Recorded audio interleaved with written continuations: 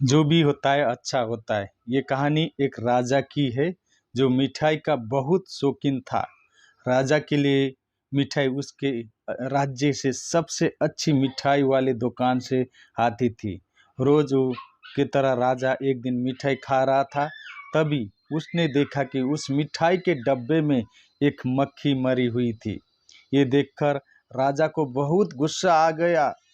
बात तो छोटी सी थी, लेकिन वो तो राजा था, उसके लिए ये कोई छोटी बात नहीं थी। हलवाई की इस गलती के लिए राजा ने उसे सजा सुनाई और हमेशा के लिए अपने राज्य से बाहर कर दिया। और इस बात को काफी समय बीत चुका था। एक दिन राजा अपने कुछ सैनिक के साथ शिकार के लिए गया। जंगल में थोड़ा अंदर जाते ही उन पर लुटेरे ने हमला कर दिया। लुटेरे ने सब कुछ लूट लिया और राजा के सभी सैनिक को मार दिया। राजा किसी तरह अपनी जान बचाकर वहां से भाग गया और दूसरे राज्य की सीमा में पहुंच गया। कुछ देर में अंधेरा हो गया और वो राजा सुबह होने का इंतजार करने लगा। अगले दिन वो राजा उस राज्य के लोगों से मदद मांगने लगा, लेकिन दूसरे राज्य के लोग ने उसे भिखारी समझकर उसकी तरफ ध्यान नहीं दे रहे थे। वो राजा भूखा प्यासा एक जंगल में पड़ी रहा था। थोड़ी देर के बाद एक व्यक्ति उस राजा के पास आया और बोला, महाराज, आप यहाँ इस हालत में कैसे? राजा बोला, कौन हो तुम और मुझे कैसे जानते हो?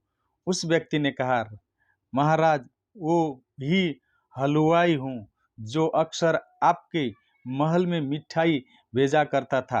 राजा ने उसे सारी बात बताई।